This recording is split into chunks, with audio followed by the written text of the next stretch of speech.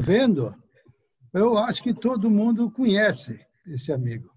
Mas tudo bem, obedecendo a regra do jogo, então eu vou falar 2 minutos sobre esse amigo.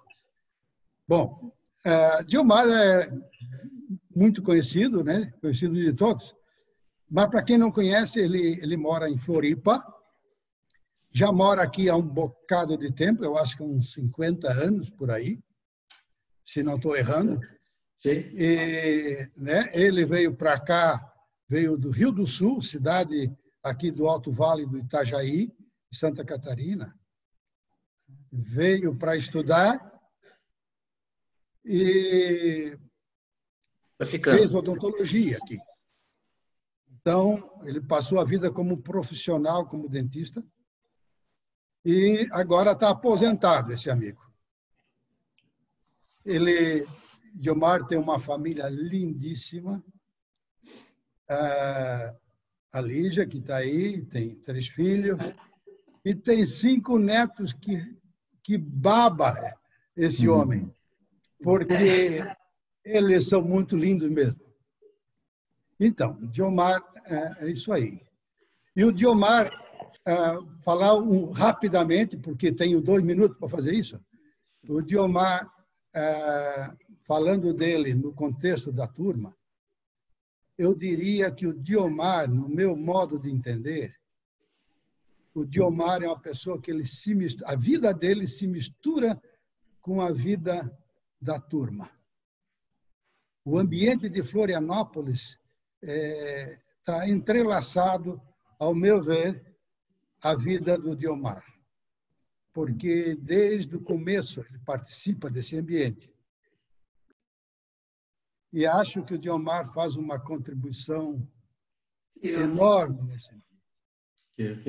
Eu acho que o nosso jeito de andar e o nosso jeito de ser recebeu e recebe do Djomar uma influência muito grande. Eu acho que não dá de ver a turma sem ver o Djomar. Estou falando mais de Floripa, mas acho que posso generalizar, porque ele muito se envolveu no ambiente nacional. Se pudesse conceituar esse amigo, se eu pudesse dar um título para esse amigo, eu tentei pensar nisso. E sabe qual é o título que eu imaginei que eu daria para ele? Eu chamaria o Djomar de um empreendedor silencioso. O que eu quero dizer com isso? Quero dizer que a influência do Djomar no ambiente de Floripa, no ambiente nacional e na vida das pessoas é uma influência que se fez presente e se faz presente, não só pelas inúmeras atividades que, no longo da sua história, fez entre nós, mas, sobretudo, pela influência silenciosa que ele faz.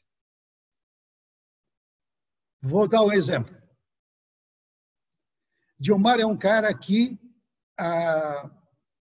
quando ele percebe que alguém precisa conversar, ele caminha com a pessoa. Ele sabe perceber isso. Acho que o Djomar pega o telefone e liga para uma pessoa e fala das suas dificuldades, dos seus limites, das suas dores, das suas angústias, quando ele percebe que, falando isso, ele permite que o outro, que está precisando falar, fale as suas coisas. Isso é uma habilidade, um dom, um jeito que Deus deu para esse amigo, que é fenomenal. Eu ia falar da influência que ele faz na minha vida, mas me deram 2 minutos. Então, eu vou pular essa fase, mas muito grande é a influência que esse amigo fez e faz na minha vida. Eu diria assim, para fechar, o seguinte. Estou com 73 anos de idade e estou Eu sei, estou descendo a ladeira rápido. Agora, vou dizer uma coisa para vocês. Chegar nessa idade e ter um amigo assim é muito, muito, muito bom. É algo extremamente maravilhoso, porque do lado desse amigo eu posso me sentir muito bem. Aliás, me sinto muito bem. Me sinto aceito, me sinto amado, me sinto não julgado e, sobretudo, eu me sinto valorizado. É um amigo especial. Fecho o meu discurso. Tá bom, amigos? Bom, Lauro, muito bom, obrigado, viu? Mas você ficou de orar também por esse estudo dele, né? Oramos, sim. Tá Obrigado. bom. Pô, nosso Deus, eu quero chegar à sua presença para agradecer por tudo. E como eu já tinha falado com o senhor à tarde, quero repetir agora na frente desses amigos. O Dilmar tem um recado para dar para os seus amigos aqui, que ele acha, senhor, que é um recado que o senhor deu a ele. Então, eu quero rogar ao senhor, pedir, que o senhor esteja com ele, dando a ele condição de ele repassar o recado do senhor.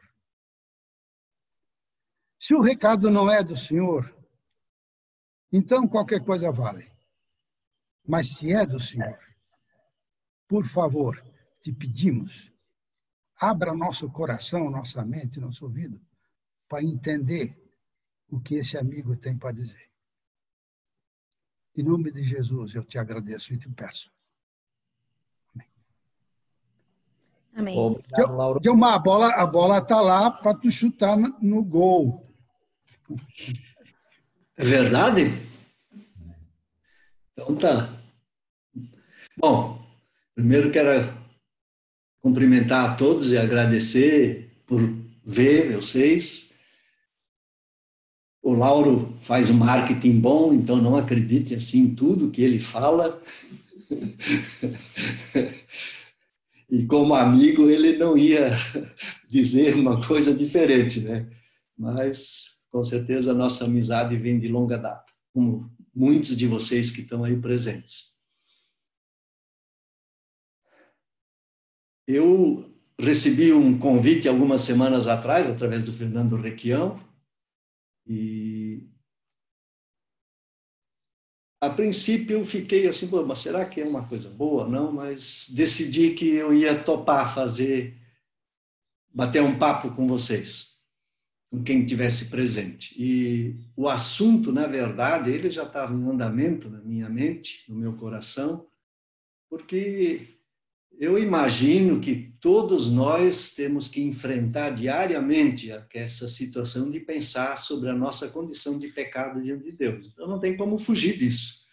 E como isso só vai terminar lá na sepultura, então vamos ter que encarar e pensar sobre isso, de um ponto que a gente possa não desanimar, mas, pelo contrário, é onde tem alguma coisa que eu posso ganhar com isso. E o que me animou muito, quando eu olho, por exemplo, para Jesus, como é que Jesus encarava o pecador? Bom, ele não usava da sua autoridade para afastar esse tipo de gente. Pelo contrário, essas pessoas se aproximavam dele, os pecadores. Ele também não usava a lei para condenar as pessoas, mas ele anunciava graça. E ele também não usava os poderes que ele tinha para manipular as pessoas. E ele também não usava a pureza dele para exercer. Ele fazia muito mais do que lidar com isso, ele limpava a gente. Então, ele trazia uma cura interior que vai muito além de algo que é exterior. Então, eu não queria estar falando sobre coisas que tivessem muito ligadas assim com, vamos dizer, fazer um estudo teórico, fazer um estudo, ou por mais profundo que seja, de conhecimento. Eu queria falar de coisas pessoais. Eu queria falar daquilo que quando eu olho para mim, que eu pudesse fazer e falar, então, de coisas que estão passando pela minha mente, pelo meu coração e pelas minhas lutas. Eu vou compartilhar aqui um negócio com vocês.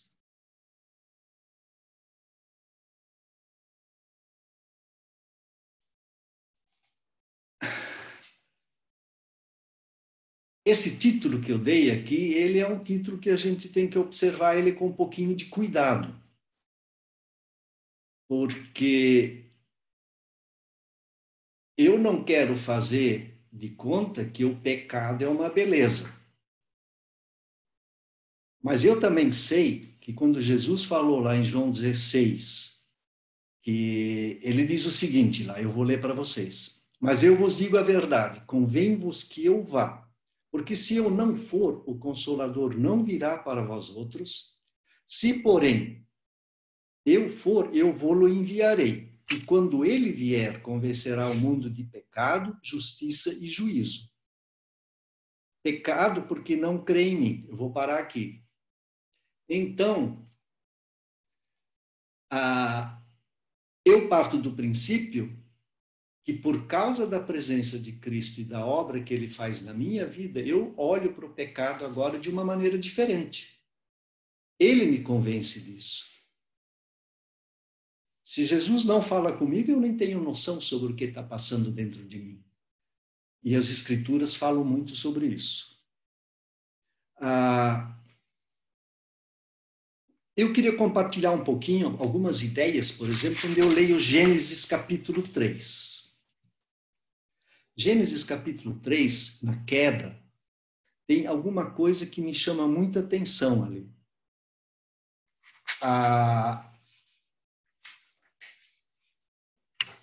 Começando com o fato de que quando o Adão e a Eva foram seduzidos pela serpente, que lá no Apocalipse se chama que foi Satanás que estava em ação,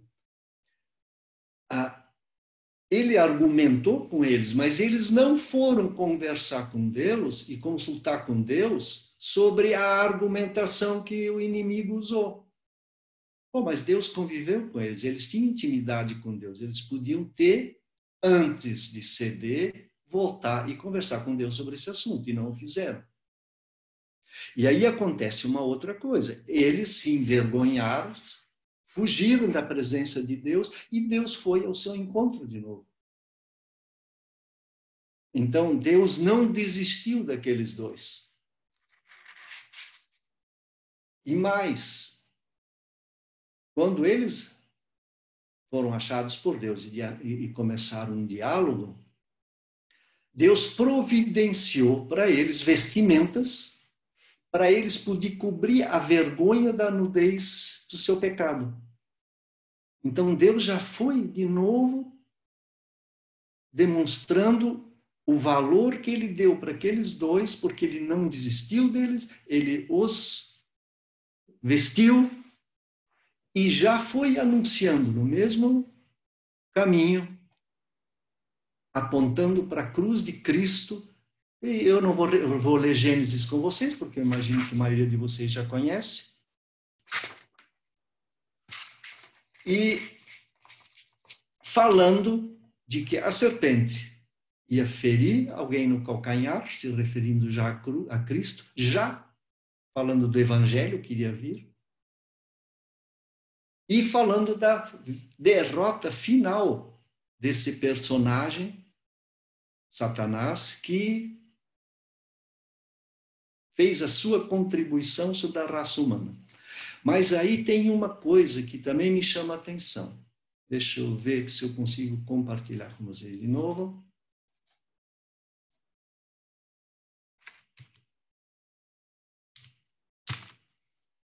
Não está funcionando. Por quê? Vocês estão vendo essa figura? Estamos. eu me esconder. Vocês estão vendo aqui no fundo, atrás dessa máscara, tem um indivíduo. Digamos que é o meu verdadeiro, que é o meu eu. Né? Então, a tendência da gente é a gente se esconder e não encarar esse assunto como deveria.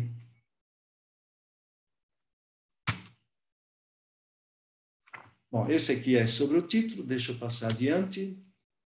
E agora aqui nós vemos o seguinte, como isso trouxe um transtorno total. Essa passagem todos vocês conhecem, né? Porque ele diz que toda a criação geme e suporta as angústias até agora. Ele está... Então, o estrago foi enorme. E aquela figura inicial, deixa eu chegar lá de novo, vocês vejam que nós temos uma parte escura, uma parte clara.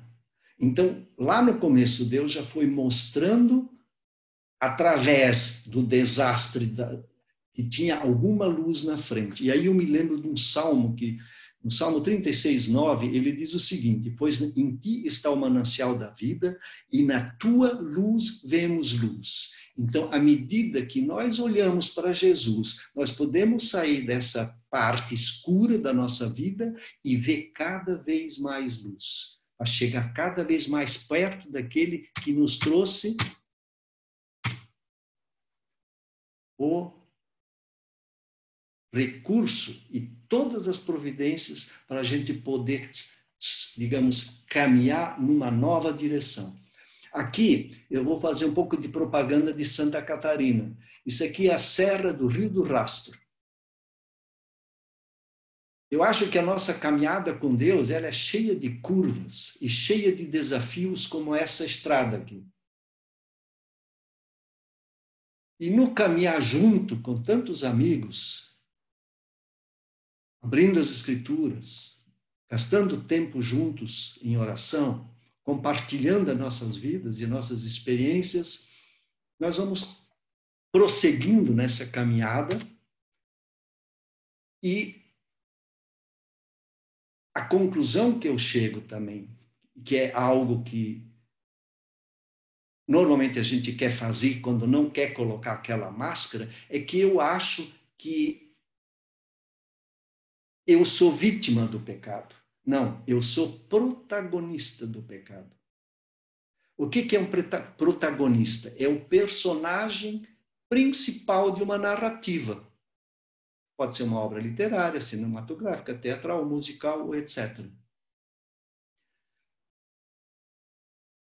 Porque assim como Adão e Eva tentaram botar a culpa um no outro, depois botaram a culpa na serpente e fugiram, essa é uma coisa que a gente normalmente acaba fazendo também para fugir dessa responsabilidade que nós temos em relação daquilo que Deus nos oferece. Agora Deus os expulsou do paraíso e o maravilhoso jardim do Éden ficou para trás, fechado para eles.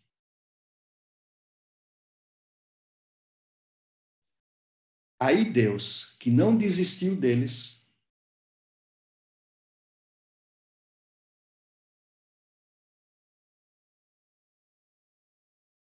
já começa mais ou menos como ele se expressou para o Jeremias, quando ele disse para o Jeremias assim, de longe se deixou-me ver o Senhor, dizendo, com amor eterno vos amei e com benignidade vos atraí.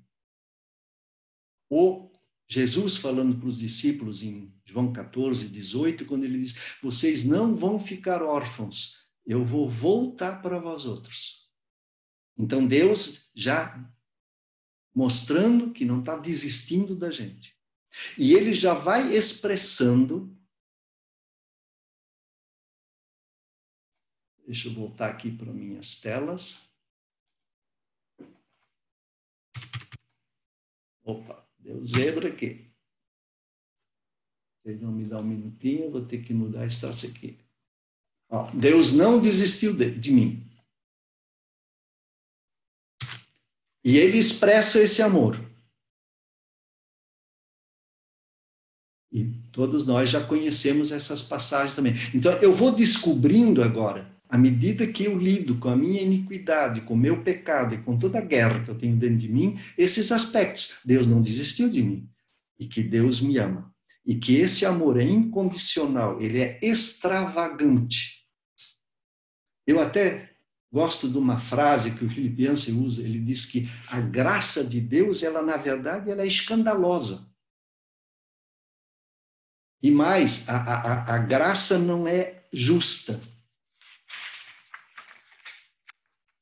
Ela não faz justiça, ela oferece perdão e amor.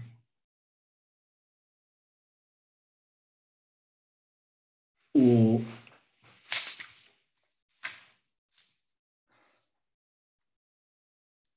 Paulo faz uma oração muito interessante no capítulo 3 de Efésios. Não vou repetir ela toda, mas ele chega num ponto que ele diz o seguinte, que ele pede para Deus conceder para a gente o fortalecimento pelo Espírito dele, para que Cristo habite no nosso coração e a gente esteja alicerçado em amor, para poder compreender as coisas de Deus. E aí ele tem uma frase que eu acho assim, que é muito, muito forte, para que vocês possam conhecer o amor de Cristo, que excede todo entendimento, e para que sejais tomados de toda a plenitude de Deus. Esse Deus quer me invadir, ele quer estar presente. Essa oração que o Paulo faz, eu acho que não tem outra oração dentro do Novo Testamento que eu conheço que seja mais forte, mais poderosa que essa oração de Efésios 3, do versículo 14 até o 21. Aí eu me confronto com um outro aspecto que eu tenho que aprender quando eu olho para o meu pecado. A minha incredulidade.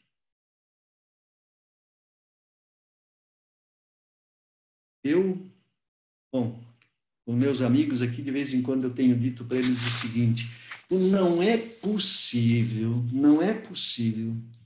que eu digo para Deus que Ele criou o céu, a terra, né, e faço todo aquele discurso diante dele de que Ele criou o mundo visível, o mundo invisível, que Ele tem controle sobre todas as coisas, mas Ele não consegue cuidar do Diomar. Eu fico muito triste quando eu penso isso. E não é possível que eu diminua esse Deus de tal forma que eu não acho que Ele tem condições de cuidar de mim. E aí, quando eu quero exercer a minha santidade, entre aspas, aí eu entro naquele conflito que o Paulo narra de uma maneira tão bonita lá em Romanos 6 e 7, né? Que o bem que eu quero fazer eu não faço, o mal que eu não quero fazer isso eu acabo fazendo, né? Oh, mas esse Deus, Ele me ama, mesmo assim, e Ele me busca. Aí entra um aspecto, a seguinte coisa. Uma outra coisa que é muito forte dentro de mim, e eu imagino que não seja diferente de qualquer pessoa que anda com Deus, de trocar. Eu prefiro fazer coisas, eu quero fazer planos, e é uma coisa boa, não tem nada de ruim de querer fazer coisas e fazer planos, mas eu, por causa, de novo, da minha incredulidade e por causa da minha natureza egoísta e autossuficiente, em vez de eu entrar no que Deus tem para mim, eu acho que vou convidá-lo para entrar naquilo que eu tenho para mim. E aí eu pego o exemplo do Abraão. O Abraão não chegou para Deus, olha Deus, eu tenho aqui um plano, eu vou de muda para uma terra nova lá, que eu já tenho mais ou menos aqui, pesquisei no Google, e aí eu vou para lá e vou derrotar toda aquela turma que está lá, vou tomar posse daquilo ali. Bom, vocês conhecem a história do Abraão. Mas não, ele foi sem saber para onde ia. E a grande parte das promessas que Deus deu para ele, ele nunca viu. Então, eu queria ter esse espírito com Deus, de entrar na aventura dele. Como Paulo fala em Efésios 2:10, né? Quando ele diz que nós somos criatura dele, criada em Cristo Jesus para as boas obras, as quais ele de antemão preparou para que andássemos nela. Então, qual é o lugar que Deus quer me levar? Então, o meu pecado, de novo, me revela que eu não quero ir para o lugar que Deus quer me levar. Eu prefiro fazer de conta que eu tenho um plano maravilhoso, para ele entrar no meu plano, e aí ainda tem a ousadia de dizer, bom, e ainda, será que a glória é dele?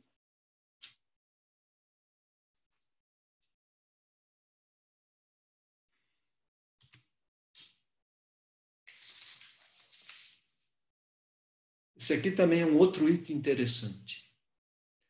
A gente lê lá em Efésios, né, no capítulo 6, quando ele fala sobre... Eu já estou aqui meio perdido no meu livro de consulta aqui. Deixa eu só procurar aqui onde é que eu botei esse troço.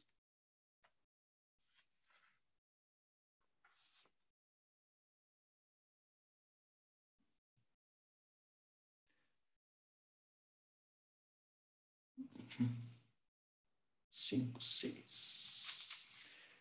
Ele fala que a luta não é contra carne e sangue. Essa palavra carne e sangue, ela só aparece 3 vezes nas Escrituras. Eu anotei isso em um lugar e agora eu perdi aqui na minha... Ah, tá aqui. Ele diz o seguinte: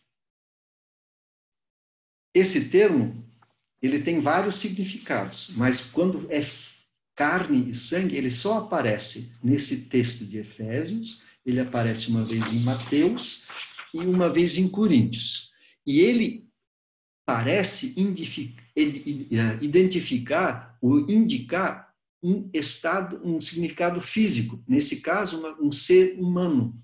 Quer dizer, nós estamos enfrentando algo que vai muito além da nossa capacidade. E eu acho que a lei dada na antiga aliança, ela é muito didática também, porque ela mostra exatamente de que eu não tenho capacidade para cumprir esse requisito de andar com Deus do jeito que Ele quer, com a minha própria energia. E isso, em parte, às vezes, é muito frustrante, né?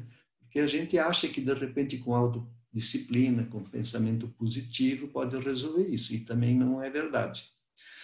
E aí, lá em Efésios 6, ele dá aquela famosa armadura, que eu não vou entrar em todos os detalhes, mas ele fala que a gente deve se cingir da verdade, quer dizer, como se pegasse aí um manto e nos envolvêssemos com a verdade, que a gente vestisse a couraça da justiça, que a gente se preparasse o evangelho, quer dizer, estivesse muito bem sabendo da boa notícia, que está no evangelho de Cristo, usássemos a fé que Deus nos dá, que nós também não produzimos. Usemos o capacete da salvação, quer dizer, é a certeza daquilo que Jesus fez, e a espada do Espírito, que é a palavra, quer dizer, como eu uso as Escrituras, a palavra, para poder lidar com essa situação da minha rebeldia diante de Deus. Uma outra coisa também que me chama a atenção Esse já foi. Isso aqui eu tenho a impressão que é absolutamente unânime, a gente não tem como fugir dessa realidade. Já começou lá no Gênesis, ele apontando para isso. Então, eu aqui, nesse slide, só devia ter acrescentado uma coisa. A cruz foi onde a justiça foi feita, mas na ressurreição é que se completou a missão de Jesus. Se ele não tivesse ressuscitado, eu não teria nova vida. Então, a cruz é onde eu me limpo, mas é no poder da ressurreição de Cristo que eu ganho a nova vida. O Paulo fala lá em Coríntios que se Cristo não ressuscitou, nós seríamos as mais infelizes das criaturas.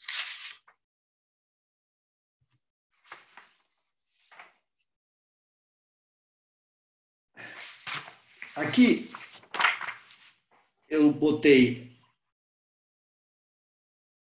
essa frase porque tem em Jeremias 30:21 um negócio que me chama a atenção já há muito, muito tempo.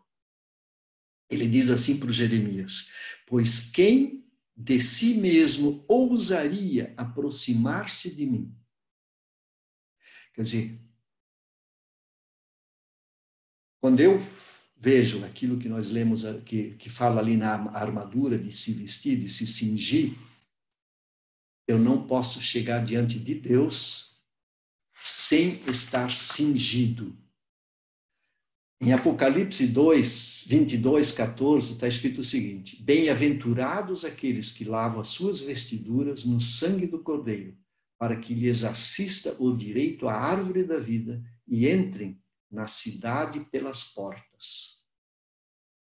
Ou a mesma passagem lá em Hebreus 10, né, quando ele diz: tende, pois, irmãos, intrepidez para entrar no Santo dos Santos, pelo sangue de Jesus, pelo novo e vivo caminho que ele nos consagrou pelo véu.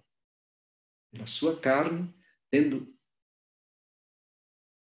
grande sacerdote sobre a casa de Deus, aproximemo-nos com sincero coração, em plena certeza de fé, tendo o coração purificado de má consciência e lavado o corpo com água pura. Quer dizer, essa obra fantástica que Jesus nos faz.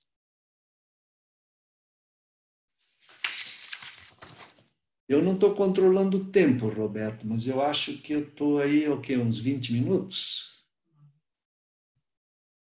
Gilmar, eu também não controlei, né? Mas... Tá bom, ótimo. Não, mas eu tenho a impressão que eu estou aí uns 25 minutos. Então,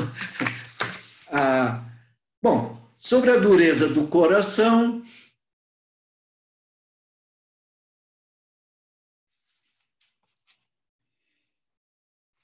onde é que está isso? Esse faz parte daquilo que eu falei há pouco, né? Eu tenho um discurso de que eu creio nesse Deus, que eu ando com Ele, e aí basta surgir qualquer coisa que fuja do meu controle para eu negar tudo isso, né? Então, ainda bem que nós temos a promessa de que, por exemplo, lá em Ezequiel, ele faz a mesma coisa lá em Jeremias, quando ele diz: eu vou tirar de vocês o coração de pedra e vou botar um coração de carne. E eu vou colocar dentro de vocês o meu espírito para que vocês possam andar nos meus estatutos e os guardar. Quer dizer, imagina se Deus não fizesse isso conosco. Onde nós estaríamos?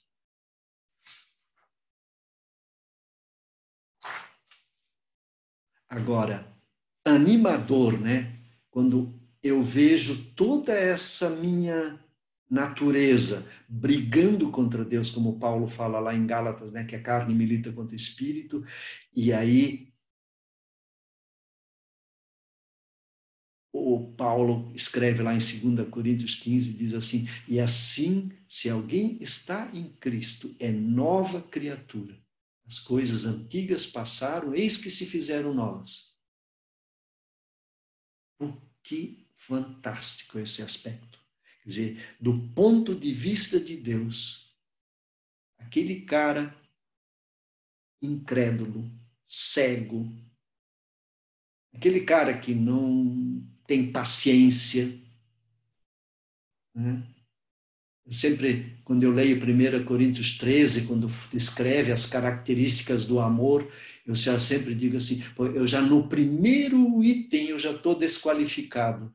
O amor é paciente, aí eu já resto, já nem vou ler, porque eu já estou desqualificado no primeiro item. Né?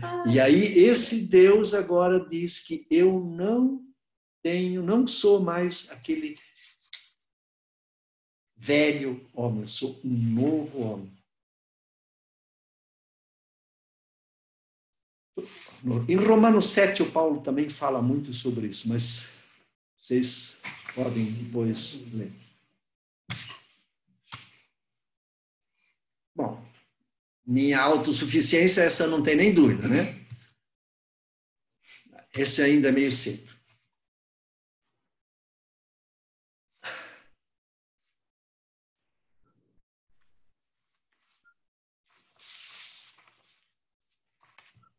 Agora, eu posso aprender com o meu pecado. Esse pecado revelado pelo Espírito Santo, ele é uma lição para mim, ele é um treinamento que eu tenho. Por exemplo, o Davi. O Davi já estava velho, quase morrendo, e nós sabemos que o Davi mandou matar Urias para poder ficar com a mulher dele, com a qual ele já tinha adulterado, né? E aí Deus... Aí ele diz numa parte assim, porque todos os teus juízos me estão presentes, e dos teus estatutos não me desviei. Também fui inculpável para com ele e me guardei da iniquidade. Ele não negou o pecado dele. E o pecado dele, vamos dizer, olhando até moralmente, é terrível, né? O cara mandou matar para ficar com a mulher do outro cara. Fala de outras coisas. Então, mas aí ele chega no final da vida, por causa da relação que ele tinha com Deus, ele pode dizer isso. E tem uma outra história no Velho Testamento que eu também acho assim de uma ajuda incrível para a gente quando pensa sobre a nossa...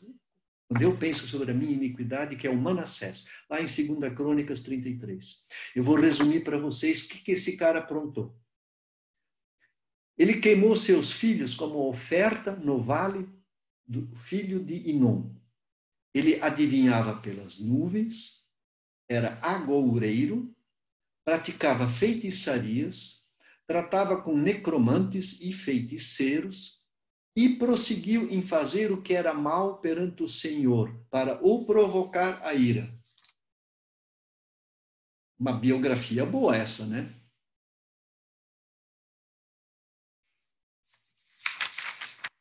Aí Deus vem agora e usa esse pecado dele e faz uma pedagogia sobre esse cara, se eu posso assim dizer. Ele mandou o rei da Síria dar um aperto nele. Aí ele ficou angustiado. Aí diz lá em 2 Crônicas 33, 12, 13. Ele, angustiado, suplicou deveras ao Senhor, seu Deus, e muito se humilhou perante o Deus de seus pais e fez-lhe oração. E Deus se tornou favorável para com ele e atendeu-lhe a súplica e o fez voltar para Jerusalém, ao seu reino. Então reconheceu Manassés que o Senhor era Deus.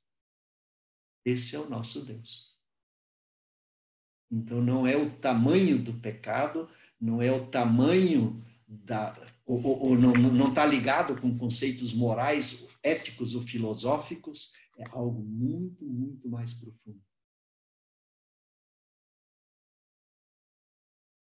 E como Jesus não tinha problema com os pecadores, Jesus tinha mais problema com os hipócritas. E a minha tendência é ir para a hipocrisia.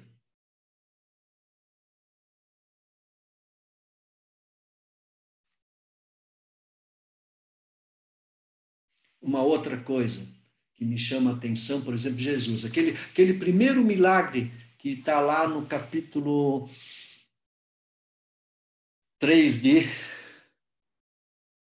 aliás, de João, quando ele transforma água em vinho. Vocês têm a noção da quantidade de vinho que ele fez ali naquele dia? Eu dei uma pesquisada, diz que eram de 50 a 60 metretas, não, eram 6 talhas, cada talha daquela tinha de 40 a 80 litros, então por baixo, fazendo a média mais baixa, ele fez pelo menos uns 500 litros de vinho. Eu imagino que aquela sociedade lá na Galileia não era, Canaã, aliás, não devia ser uma população muito grande, né? Não devia ter 1 milhão de habitantes, né? E se tivesse, também não imagino que não iria ser todo mundo participando daquela festa, né? E o problema é que eles já tinham consumido o estoque inicial. Então, vocês vejam, se eu pegar um radical, aqueles que dizem que não pode beber, não pode isso, não pode naquilo, eu jamais iria fazer vinho, eu ia fazer para eles uma outra coisa, pão, eu não ia fazer vinho, né? Mas Jesus fez vinho, quer dizer...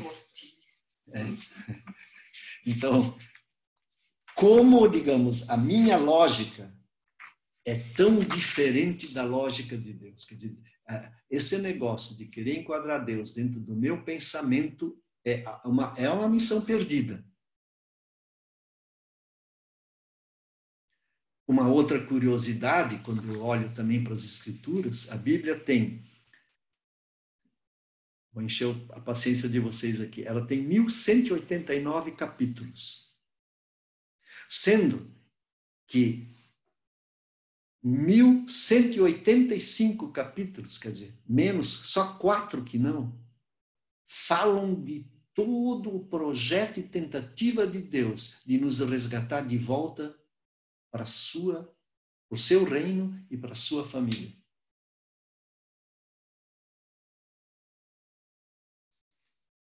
Então Deus, a atitude de Deus para conosco em relação ao estrago que a queda causou, me leva a uma conclusão, deixa eu chegar lá agora. Não, agora não. Eu vou ter que só mudar uma coisinha aqui, amigos, porque senão esse troço vai dar. Bom, Deus nos restaurou. Eu sou uma nova criatura. Então, quando Deus restaura a minha visão espiritual, a consciência do meu pecado me faz ver a importância da centralidade da obra de Deus na cruz e na ressurreição de Cristo. Esqueci de botar a ressurreição aqui. E não há como eu me colocar diante desse Deus em adoração e alegria. Então, vamos fazer um esforço. Eu oro para Deus, para que Ele possa encher o meu coração e os meus lábios de louvor e alegria. E eu queria encerrar com uma passagem que eu vou ler para vocês, que está em Sofonias 3:17. É para esse Deus que eu quero olhar. Ele diz o seguinte lá nesse livro de Sofonias. Ele diz assim: o Senhor teu Deus está no meio de ti, poderoso para salvar-te. Ele se deleitará em ti com alegria, renovar-te-á no seu amor e regozijar-se-á em ti com júbilo. Vocês já pensaram nós sermos recebidos por Deus com essa atitude? Como eu vou rejeitar um Deus que me oferece um amor tão intenso que foge do meu entendimento e expressa esse desejo de que eu esteja com ele. Então, quando eu usei lá no título a pedagogia do pecado, é como um amigo me falou esses tempos aí, eu acho que ele está aqui junto, que o pecado não ensina coisa nenhuma, e realmente, para quem não tem o Espírito de Deus, para quem não tem esse sua andar com Deus, ele nem tem noção disso. Agora, quando eu, por causa do que Deus faz comigo, me dá essa consciência do pecado e de que eu não preciso me derrotar diante dele, mas, pelo contrário, que ele pode ser uma força motriz para me levar para Deus, porque eu preciso desesperadamente dele. E que possamos ter essa atitude até o último instante da nossa vida para ir ao encontro desse Deus. Era isso que eu queria dizer para vocês e obrigado pela paciência de me ouvir um pouco. E espero que, de alguma forma, isso possa contribuir com vocês. Muito obrigado. Ô, Gilmara Arroio, está uns Muito obrigado. Foi muito ótimo. bom, rapaz. Muito bom, muito obrigado. Viu? Abre aí. E a gente queria aproveitar também esse tempo que nós temos aqui para, se alguém quiser fazer um comentário, alguma pergunta ao Gilmara, a Lígia aí, tá? Chegou a hora. E só para repetir como as outras vezes, né? Para dar espaço para todo mundo, então fica a oportunidade de fazer um comentário e depois dar espaço para os demais, tá bom? Só para ser justo com todo mundo aí.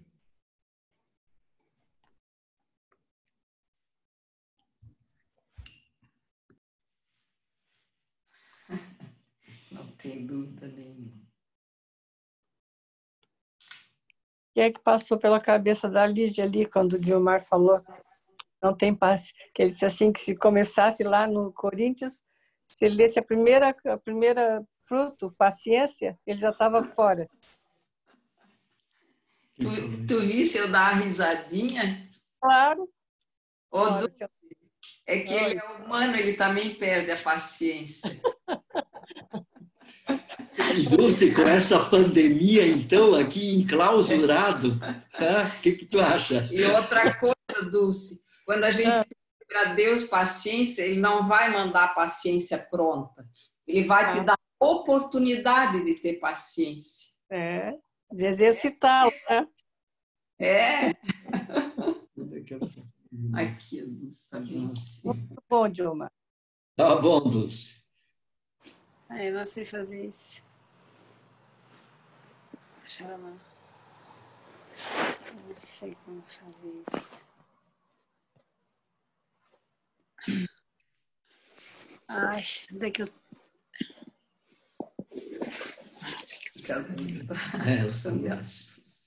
Gilmar. Oi. Quem está falando?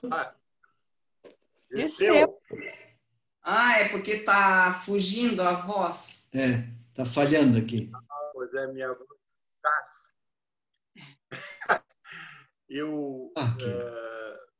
No final do que você falou, como Deus nos recebe, apesar do nosso pecado, apesar de toda essa Babilônia de coisa, eu me lembrei de Atos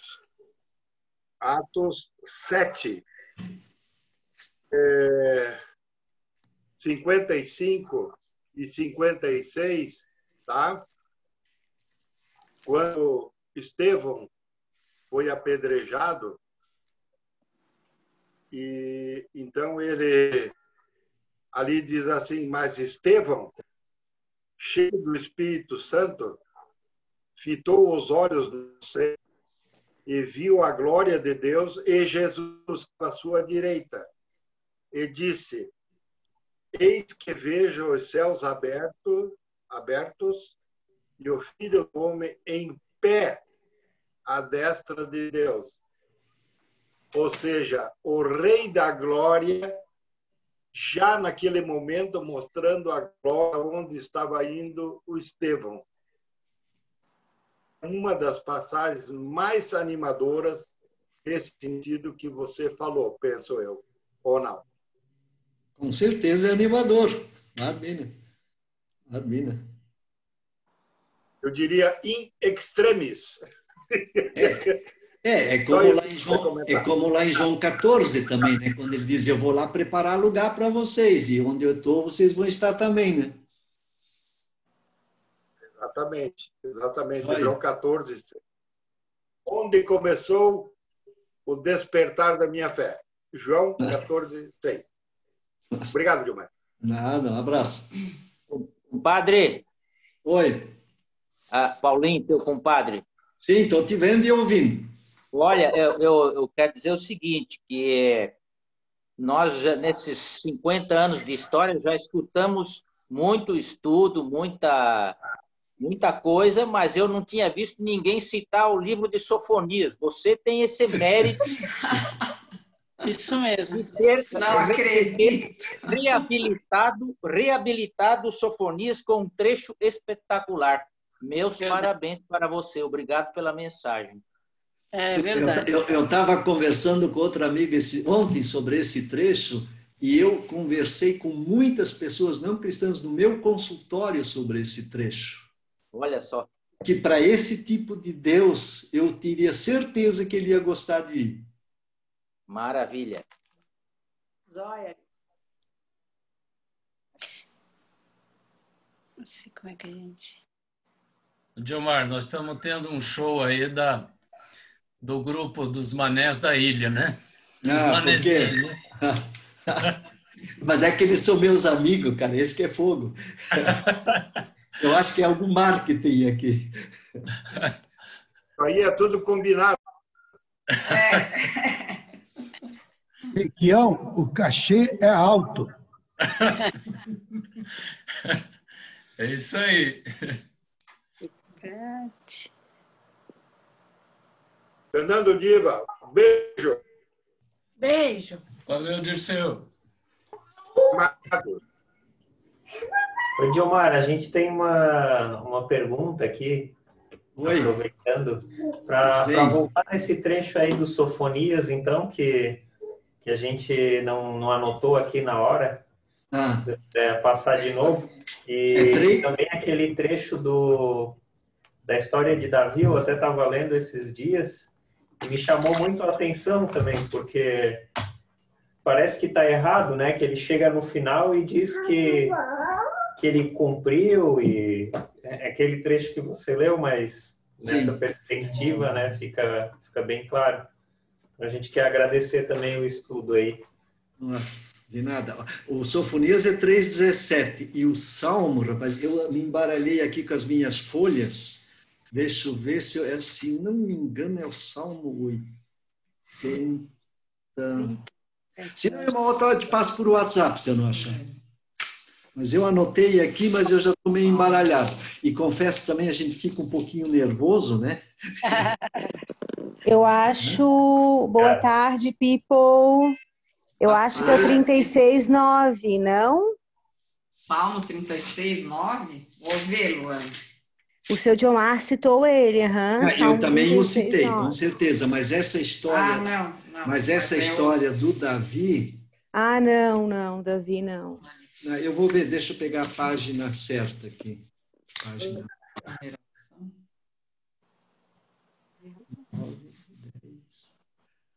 desculpa, está em 2 Samuel 22, 20 e 29.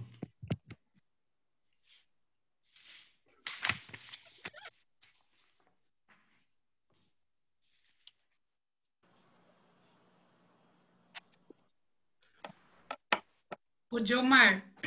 Oi.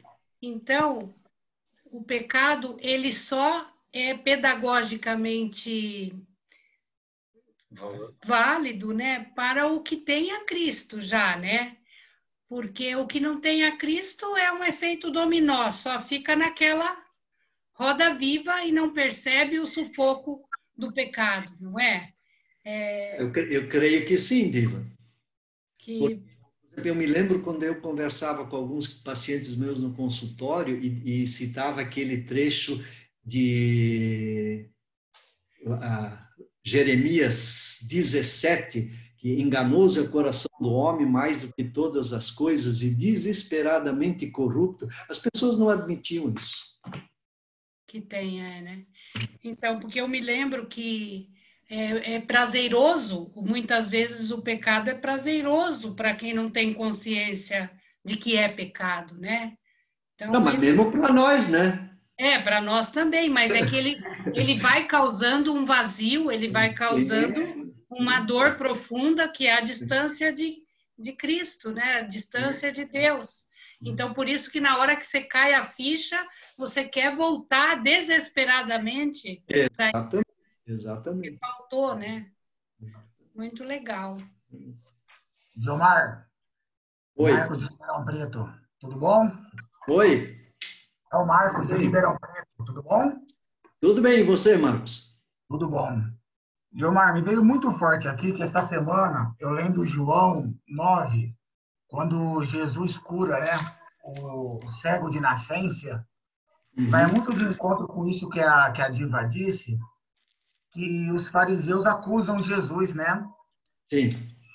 E aí, quando ele pega, no último versículo, né, que ele diz, né, se vocês fossem cegos, não teriam culpa. Mas como dizem que podem ver, então continuam tendo culpa. Então, essa pedagogia do pecado, eu acho que nós, como homens, né, como carne, nós andamos e vivemos no pecado, né? E o sangue de Jesus nos lava todos os dias, né? É a nossa graça, né? Isso foi nos concedido, né? E quando Cristo veio, ele trouxe luz para todos, né? Então, esse caminhar, que nem a Diva disse, a gente tem prazer no pecado. Só que a luz acusa. Ó, isto não é bom, desvia para cá. Ó, vai para... Então, acho que essa pedagogia é viver no pecado, porém a gente tem um holofote, né? O Espírito Santo está sinalizando tudo. E muitas vezes erramos, pecamos, sabendo que estamos pecando, mas sabemos também que devemos de imediatamente pedir perdão a Deus, né? E que Ele nos perdoe com a sua misericórdia. Então, até quando eu li o tema, né, a pedagogia do pecado, me interessou muito. Porque eu acredito muito nisso. Nós somos pecadores. Vamos morrer pecadores, mas nós temos um cara que pagou caro por nós. Um alto preço, né? Um alto preço que é impagável. Então, até brinco, não há nada que eu possa fazer que eu consiga pagar essa dívida, né? É agredir o céu, achar que eu posso fazer isso. Só que agora ele nos sinaliza, né? Ele nos orienta. Então, esse ensinamento, essa caminhada, sabendo estando em pecado, vivendo entre pecadores, sendo um pecador, a gente tem essa graça e essa sinalização, né? E esse versículo, para mim, foi muito forte, porque os fariseus não se conformam, né? Então, está dizendo que nós somos pecadores, só antes vocês não viam, agora vocês veem. Então, agora vocês estão em pecado. E a Diva disse, se antes de conhecer a Cristo, não é natural, a gente nem sabe se tal ou não está em pecado, nós estamos mortos espiritualmente. Mas conhecendo a Cristo, a conversa muda, né? Então, a gente agora tem consciência do pecado. Sim. Exatamente. Então, aí que entra a pedagogia, né? Falar agora... Sim. É diferente a conversa, né? Porque para o homem carnal é muito mais um conceito moral e filosófico. E para o cristão é uma questão de rebeldia contra Deus, né? Quer dizer, é uma coisa muito, muito diferente, né? Exato. Amigo Delmar, se o pecado fosse ruim, ninguém cometia, meu amigo. Ninguém cometia, né? Ninguém comete. Porque ele é bom. É a carne do homem se manifestando. No fundo é isso aí, é a carne do homem se manifestando. E um outro erro, Antônio, que a gente também comete, nós já temos conversado isso, vamos dizer, a gente, na verdade, fala muito das consequências do pecado e não da essência da noção de pecado, que é a minha autossuficiência em relação a Deus. Então, roubar, matar e todas essas... Isso, na verdade, é consequência. Isso, o meu negócio é a minha rebeldia contra Deus. O fato de que eu sou autossuficiente e quero gerenciar a minha vida, né? Exatamente, exatamente. Esse é o pecado. Porque o pecado é um problema existencial, não é uma açãozinha aqui, uma açãozinha ali. Ele é um existencial, né? É um vazio existencial nosso, né? Você falou... Vocês estão me ouvindo? Sim. Você falou que nosso coração, no texto último que você leu, que nosso coração já é corrupto, já nasce corrupto, uma coisa assim? Essa é uma passagem que tem em Jeremias, capítulo 17. Que já dá essa dimensão mesmo, né? E o Paulo... Que é essa dimensão espiritual. Ele fala sobre isso. Ele diz que não é moral. Que não é moral nem filosófico. É realmente um desafio do amor de Deus, né? De aceitar o amor de Deus por nós, né? Eu acho que é isso que você está colocando, né? Exatamente. É belíssimo o texto. Parabéns, amei, assim, porque realmente esse desafio diário de aceitar o amor de Deus é se entregar, né? Para Ele. E isso é belíssimo, belíssimo. Foi muito linda a explanação toda. E quando você termina a explanação, a sua expressão física até, né? Aquele sorriso que você dá dessa compreensão que a gente precisa ter de que Deus é amor e Ele vai nos perdoar e a gente não vai deixar de pecar, mas que a gente tem que insistir no caminho do amor, né? Então, muito obrigada, foi belíssimo. Gostei muito. Ok, obrigado. Você é da onde, Rosane?